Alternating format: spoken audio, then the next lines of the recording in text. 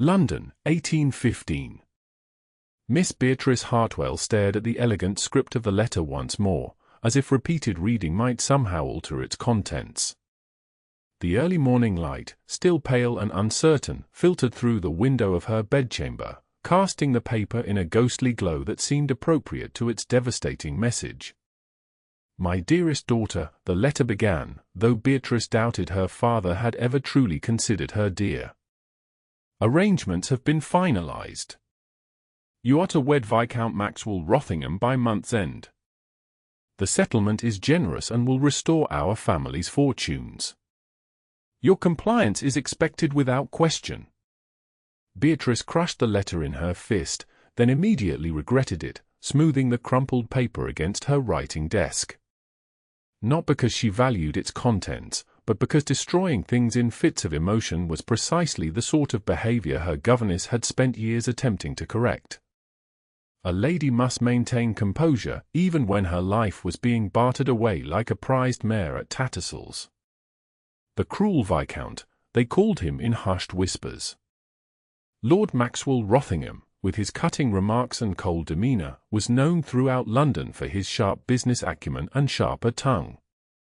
A man who had reduced débutantes to tears with a single arch of his brow, who had called out 3 men in duels, all of whom had wisely apologized before meeting him at dawn, and who had apparently decided that Beatrice's modest dowry and respectable lineage were sufficient compensation for taking a wife he had spoken to precisely twice in his life. "Marriage is merely a business transaction," Beatrice murmured to herself, reciting the mantra her father had drilled into her since childhood. "Affection is irrelevant. Happiness is optional. Security is paramount." A soft knock at her door preceded the entrance of her lady's maid, Hannah, who carried a breakfast tray and wore a sympathetic expression that told Beatrice the news of her impending nuptials had already spread through the servants' quarters. "I've brought you some tea, miss," Hannah said gently. "And cook sent up those little cakes you're fond of." "How thoughtful," Beatrice replied, summoning a smile that didn't reach her eyes. "Though I doubt even cook's excellent cakes can sweeten this particular morning." Hannah set down the tray and hesitated. "Is it true, then? You're to marry the Viscount?" "Indeed. Father has sold me to the highest bidder, and Lord Rothingham has deemed me an acceptable purchase." Beatrice winced at her own bitterness. "Forgive me, Hannah. That was uncharitable." "There's nothing to forgive, miss. Everyone knows what he's like. Just last season, he told Lady Fairmorn her daughter danced like a drunken sailor and reduced the poor girl to tears." Beatrice sighed, pouring her tea with hands that remained admirably steady. "I have no illusions about what awaits me. A cold marriage bed, colder conversation, and the dubious comfort of financial security. But I will endure. Women have made far worse bargains since the beginning of time." What Beatrice would never admit aloud was that during their brief encounters, something about the Viscount had intrigued her. Behind his cutting remarks, she had glimpsed flashes of intelligence that matched her own, observations about society that reflected her private thoughts. But such observations were dangerous. They might foster hope, and hope was the cruelest illusion of all. The Rothingham townhouse loomed before her, a stately building of Portland stone that seemed to regard Beatrice with the same cool assessment as its master. Her father had insisted on this call, a courtesy before the formal engagement was announced. Beatrice suspected it was more to ensure Lord Rothingham didn't change his mind once confronted with his future bride in daylight. The butler who admitted them was as austere as the house itself, leading them through halls decorated with exquisite taste, though lacking any hint of warmth or personal sentiment. No family portraits, no treasured mementos, only perfectly selected art pieces that might have been chosen from a catalogue titled "Appropriate Decor for a Viscount of Means and Discernment." "Miss Hartwell and Mr. Hartwell," the butler intoned as they entered a drawing-room where Lord Rothingham stood by the fireplace. The Viscount was undeniably handsome, Beatrice acknowledged with clinical detachment. Tall and broad-shouldered, with features that might have been carved by a sculptor with a preference for stern masculine beauty. His dark hair was styled in the fashionable Brutus crop, and his cravat was tied with mathematical precision. But it was his eyes that always caught her attention, grey as winter skies, observant, and utterly unreadable. "Lord Rothingham," her father began, bowing lower than dignity should allow, "how kind of you to receive us." Kindness had nothing to do with it, the Viscount replied coolly. "Social convention demanded it, as you well know." Beatrice bit the inside of her cheek to keep from laughing at her father's affronted expression. At least the Viscount didn't pretend this was anything but a transaction. "Miss Hartwell." Those winter-grey eyes turned to her. "I trust you are well." "Exceedingly so, my lord," she replied, her voice pleasantly neutral.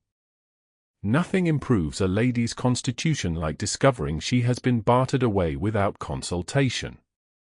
Her father made a strangled sound, but Lord Rothingham's expression didn't change. Instead, he did something unexpected. He dismissed her father. "Mr. Hartwell, I believe my steward wishes to discuss certain financial aspects of our arrangement. You'll find him in the study across the hall. I would speak with your daughter privately." "My lord, propriety dictates, the door shall remain open, and my housekeeper is dusting the vase in the corridor, as she has been for the past 10 minutes. Your daughter's reputation will survive our conversation." When her father had reluctantly departed, Lord Rothingham gestured to a chair.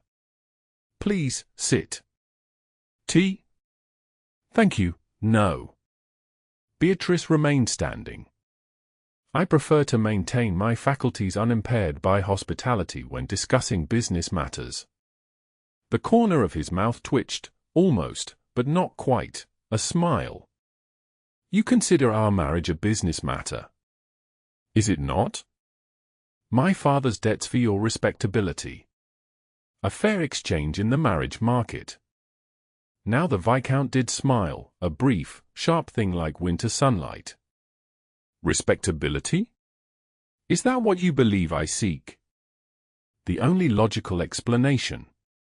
You have wealth enough not to require my modest dowry.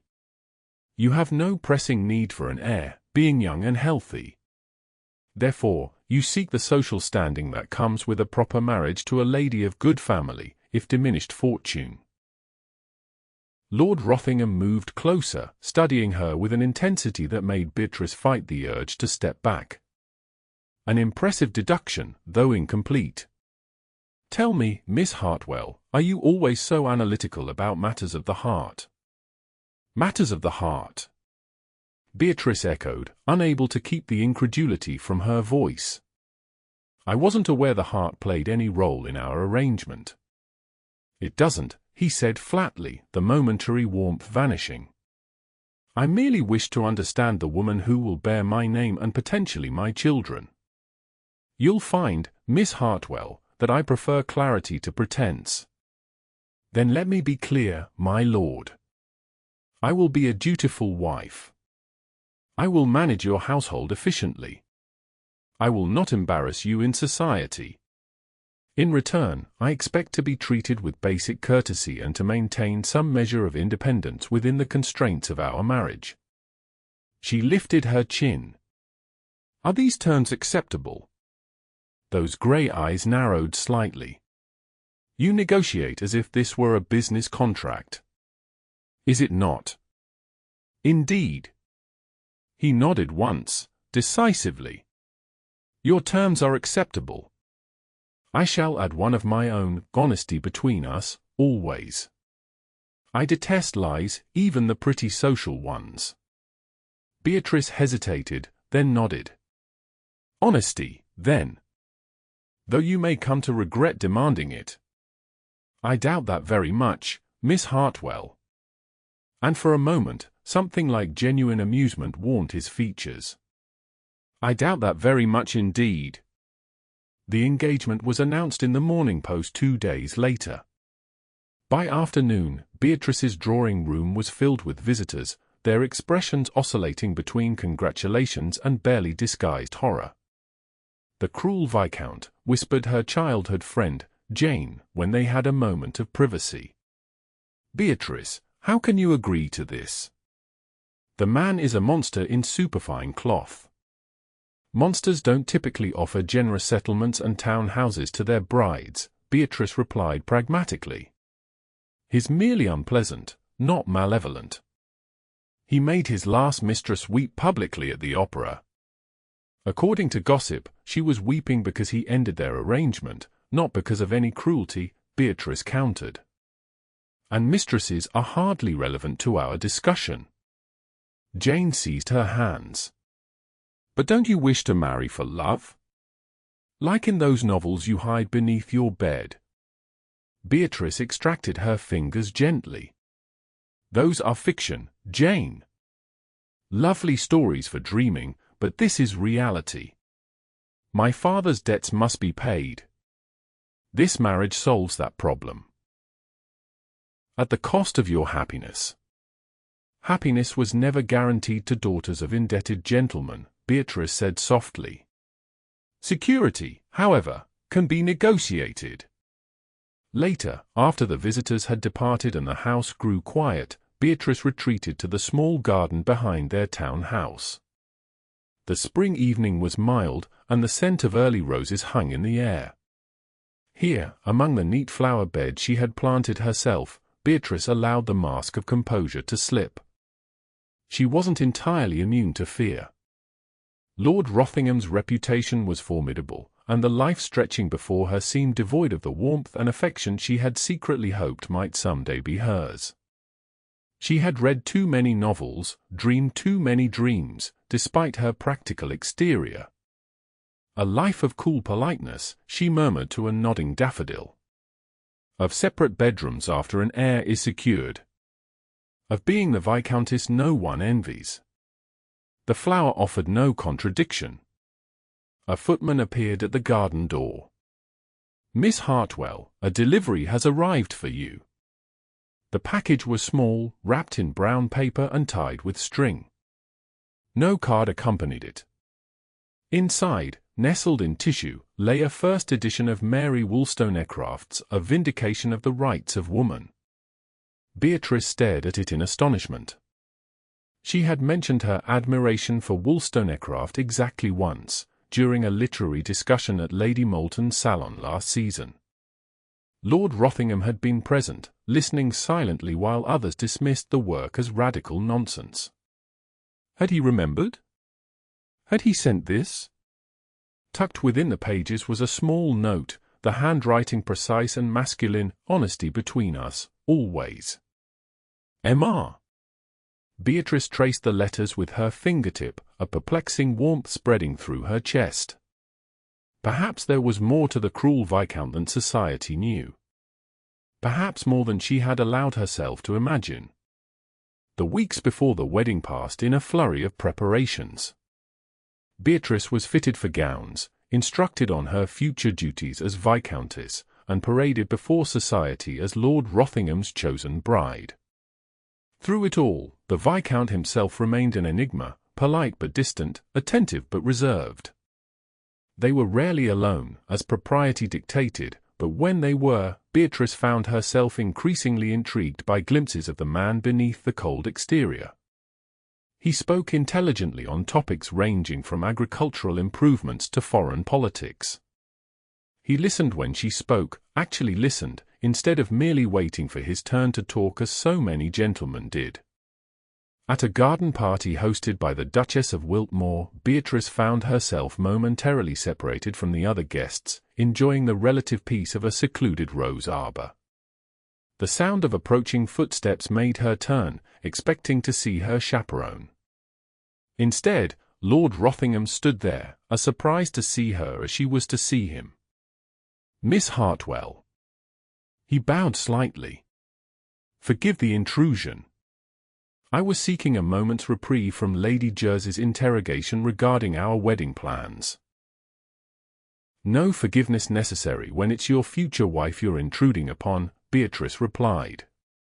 though propriety suggests one of us should leave before tongues begin to wag. Propriety be damned, he said with unexpected vehemence, then immediately looked chagrined. I apologize for the language. The afternoon has been taxing. Because everyone assumes you're marrying me for my family connections and non-existent dowry. She offered a wry smile. Or because Lady Jersey asked if you've reformed your wicked ways for the sake of matrimonial bliss. A startled laugh escaped him, the first true laugh she had ever heard from him. The sound transformed his face, softening the severe lines and warming those grey eyes. Both, among other impertinent questions. The ton seems unable to comprehend that I might marry for reasons other than the obvious. And what reasons are those, my lord? The question slipped out before Beatrice could reconsider its wisdom. The laughter faded, but a certain warmth remained as he studied her face. Perhaps someday I'll tell you, Miss Hartwell. When you're more inclined to believe me. Before she could respond, voices approached, and Lord Rothingham stepped away to a proper distance. The moment, whatever it had been, was gone. But the memory of his laugh stayed with her, an unexpected treasure she found herself revisiting in quiet moments. The wedding day arrived with unseasonably fine weather. Sunshine streamed through the church windows as Beatrice walked down the aisle on her father's arm, her ivory silk gown rustling softly with each step. She had chosen a design of elegant simplicity rather than elaborate ornamentation, a decision that had disappointed her father but which seemed to please Lord Rothingham, judging by the approving glance he gave her as she approached. He cut a striking figure at the altar in midnight blue, his cravat adorned with a single diamond pin. His expression was solemn, as befitted the occasion, but when he took her hand, his touch was gentle. The ceremony proceeded with stately efficiency. Vows were exchanged, rings were placed, and the vicar pronounced them man and wife with cheerful solemnity. When the moment came for the groom to kiss his bride, Lord Rothingham, now her husband, leaned down and pressed his lips to hers with surprising tenderness. It was a brief kiss, proper for the setting, yet Beatrice felt an unexpected warmth bloom in her chest. The wedding breakfast that followed was an elegant affair at the Rothingham townhouse. Beatrice played her part as the new Viscountess, accepting congratulations with gracious smiles while observing the subtle social currents flowing around her. Many seemed to be watching for signs that she was already regretting her choice, or perhaps waiting for some public display of the Viscount's renowned cruelty. They would be disappointed. Lord Rothingham was attentive, polite, and, if not effusive, then at least properly respectful toward his new wife. Several times, Beatrice caught him watching her with an expression she couldn't quite decipher, something beyond the cool assessment she had come to expect. "You're performing admirably," he murmured as they stood together receiving a particularly tedious earl and his gossipy wife. "One would think you'd been a viscountess all your life." "I've spent years observing society, my lord," she replied quietly. "It's simply a matter of applying those observations." "Maxwell," he corrected. "You should call me Maxwell, at least in private." "We are married now." "Maxwell," she repeated, testing the name on her tongue. It felt strangely intimate. "Then you must call me Beatrice." Something flickered in his eyes. "Beatrice," he said, and the way he spoke her name sent an unexpected shiver down her spine. "It suits you." The moment was interrupted by another well-wisher, but the exchange lingered in Beatrice's mind, as did the realization that she was beginning to see her husband in a different light, less as the cruel Viscount of reputation and more as a complex man whose true nature remained hidden behind carefully constructed walls. Walls not unlike her own, she acknowledged silently. For was she not also hiding behind a facade of practical acceptance, concealing the part of herself that had always yearned for more than a marriage of convenience? As the day progressed and guests gradually departed, Beatrice found herself increasingly aware of what awaited that evening. The marriage bed. the consummation that would legally seal their union. Her mother had provided a hurried, clinical explanation of what to expect, emphasizing duty and endurance rather than any possibility of pleasure. By the time Beatrice was escorted to her new bedchamber by a maid, her nerves were strung tight as violin strings. The room was beautiful, spacious and elegantly appointed, with a large four-poster bed dominating one wall. Fresh flowers perfumed the air, and a fire crackled in the grate against the evening chill. The maid helped her change into a nightgown of fine lawn, trimmed with delicate lace at the neck and sleeves. When the girl had gone, Beatrice sat at the dressing table, brushing her hair with methodical strokes, focusing on the simple task to calm her racing thoughts. A soft knock at the connecting door made her start. She set down the brush, squared her shoulders, and called, "Enter." Maxwell stepped into the room, dressed in a dark dressing gown over his nightshirt. His hair was slightly disheveled, as if he'd run his hands through it, and his expression was oddly hesitant, a far cry from his usual assured demeanor. "Beatrice," he said, then seemed to lose his train of thought as his gaze took in her loose hair and nightgown. She rose, fighting the urge to cross her arms protectively over her chest. "My Lord Maxwell, I am prepared for my duties." Something like pain flickered across his face. "Is that how you see this? As a duty to be endured?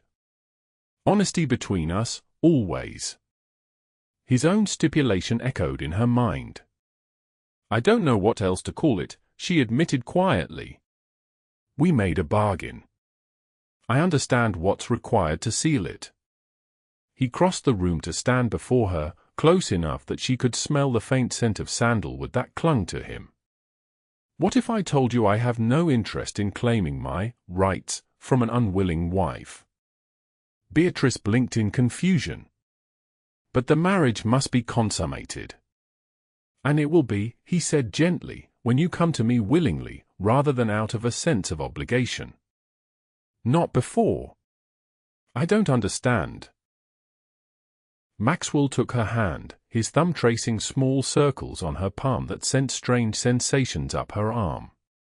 "I want a wife, Beatrice, not a martyr.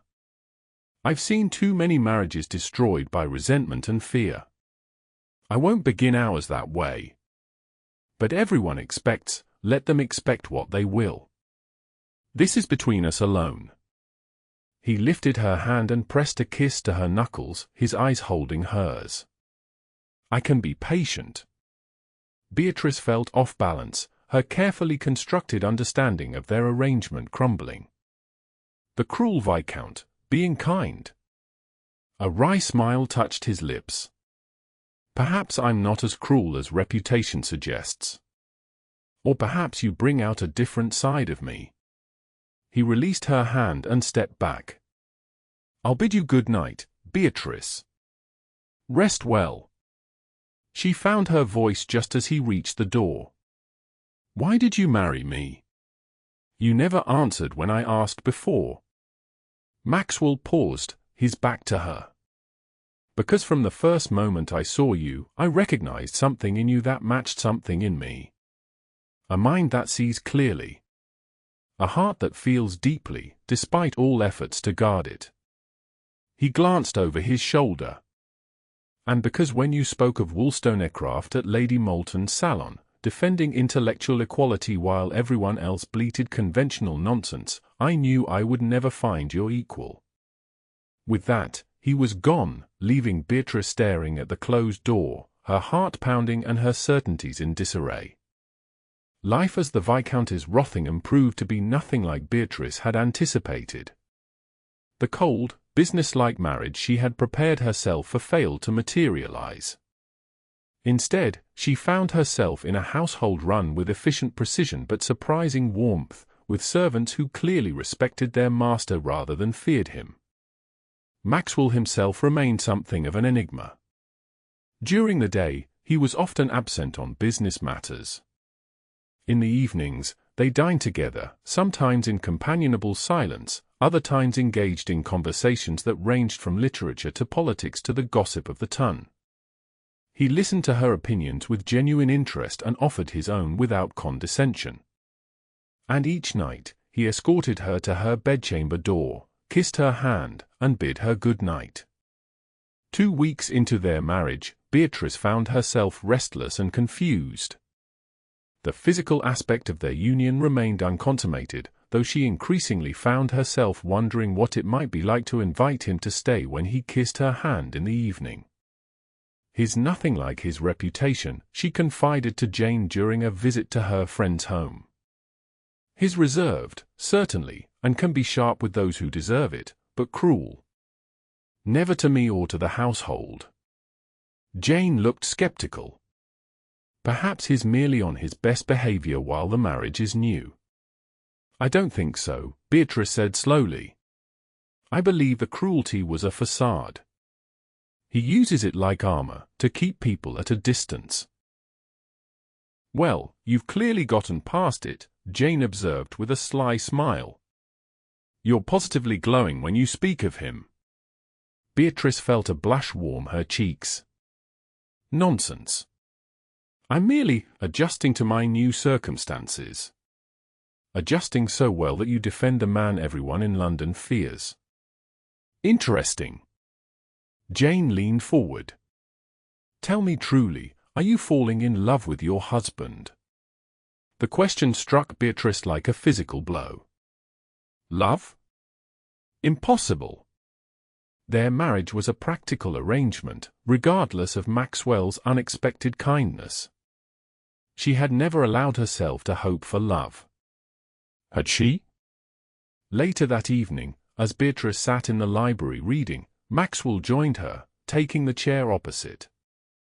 He had been in meetings all day and looked tired, the strain visible in the set of his shoulders. "Difficult negotiations?" she asked, setting aside her book. He sighed, rubbing a hand over his face. "Stubborn men with more pride than sense. But it's resolved now." His gaze softened as it settled on her. "What are you reading?" She held up the book, a volume of poetry. "Wordsworth." "I wandered lonely as a cloud." "A fine piece," he acknowledged. "Though I confess I prefer Blake's fire to Wordsworth's tranquility." "Tiger, tiger, burning bright," Beatrice quoted with a smile. "In the forests of the night," he continued, his voice deepening on the familiar words. Something in the air between them shifted, a tension both familiar and new. Maxwell held her gaze, and Beatrice felt her heart quicken. "You surprise me daily," he said softly. "I expected a dutiful wife. I never expected to find a companion whose mind I admire as much as her beauty." Beatrice swallowed, her mouth suddenly dry. "And I expected the Cruel Viscount. Instead, I found a man who sends me first editions of Wollstonecraft and discusses Blake in the evening. Are you disappointed?" There was a vulnerability in the question that caught her off guard. "No," she said, the truth of it resonating through her. "No, I'm not disappointed at all." He rose then, crossing the space between them to stand before her chair. Without speaking, he offered his hand. Beatrice looked up at him, at the question in his grey eyes, and placed her fingers in his. Maxwell drew her to her feet, their bodies close enough that she could feel the heat of him. "Beatrice," he said, her name a caress on his lips. "May I kiss you?" The question, so formal and yet so intimate, made her breath catch. "Yes," she whispered. His mouth covered hers with gentle pressure, nothing like the brief, proper kiss they had shared at their wedding. This was a true kiss, his lips moving against hers with growing urgency as his arms encircled her waist, drawing her closer. Beatrice found herself responding instinctively, her hands sliding up to his shoulders, her body pressing against his. When they finally broke apart, both breathing rapidly, Maxwell rested his forehead against hers. "I have wanted to do that since the day in the rose arbor." "Why didn't you?" she asked, her voice unsteady. Because I wanted you to come to me without obligation or fear. His fingers traced the line of her jaw. I wanted you to see me as I truly am, not as society portrays me. And how is that? Who is the true Maxwell Rothingham? He smiled, a genuine smile that transformed his face. A man who has spent years building walls to protect himself from a world that disappointed him. A man who never expected to find someone who could see beyond those walls. His voice dropped lower. A man who is falling in love with his wife. The word sent a shock through Beatrice's system. Love. The thing she had convinced herself was impossible in their arrangement. The thing she had secretly begun to hope for, against all reason and caution. I don't know what to say, she admitted, her heart pounding. Say nothing, then, he murmured, his thumb brushing her lower lip. Just feel. We have time, Beatrice. All the time in the world. He kissed her again, more deeply, and Beatrice felt something within her surrender, not to duty or obligation, but to the unexpected tenderness of this man who was proving to be so different from what she had feared. That night, when Maxwell escorted her to her bedchamber, Beatrice didn't let go of his hand when he made to leave. Instead, she drew him into the room with her and closed the door. The morning light filtered through the curtains, painting golden patterns on the bedsheets. Beatrice lay awake, watching the rise and fall of her husband's chest as he slept beside her. His face in repose was younger, softer, the lines of sternness smoothed away. One arm was still draped across her waist, as if to ensure she didn't slip away during the night. The intimacy they had shared had been nothing like her mother's clinical description. Maxwell had been patient, tender, guiding her with gentle hands and soft words until pleasure bloomed between them, transforming duty into desire. As if sensing her gaze, his eyes opened, grey and warm in the morning light. "Good morning, Viscountess," he murmured, his voice rough with sleep. "Good morning, husband." The word felt different now, weighted with new meaning. His fingers traced idle patterns on her bare shoulder. "Any regrets?" Beatrice considered the question seriously, then shook her head. "None. Though I confess I'm still trying to reconcile the man society fears with the man who held me last night." A shadow crossed his face. The Cruel Viscount is a creation of circumstance. When I inherited the title at 22, every fortune hunter and schemer in London saw an easy target, a young man with wealth and no experience. I learned quickly that kindness was interpreted as weakness.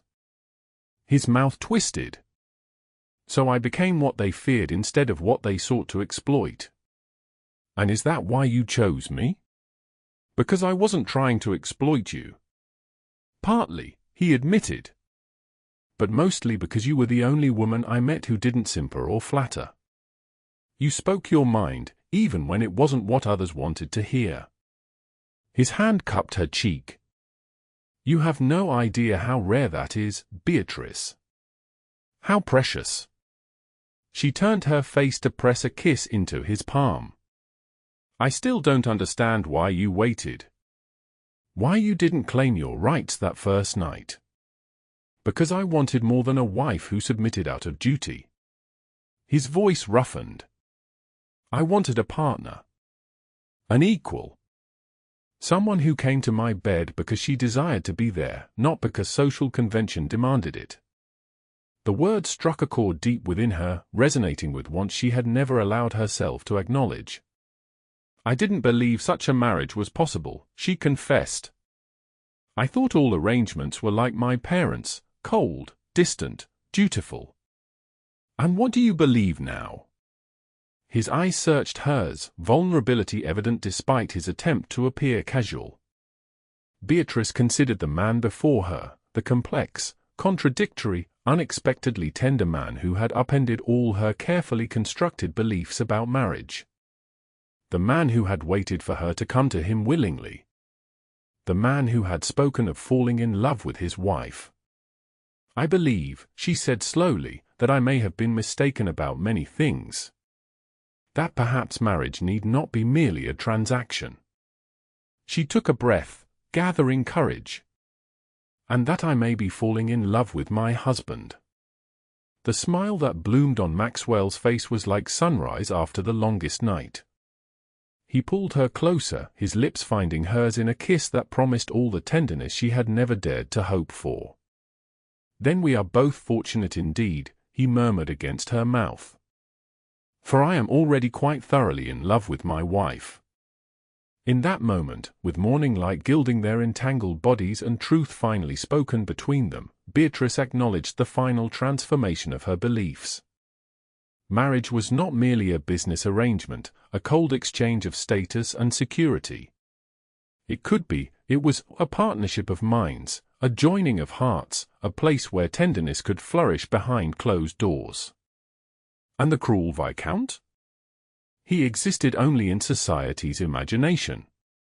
In the privacy of their home, in the sanctuary of their marriage bed, there was only Maxwell, her husband, her lover, her unexpected heart's desire.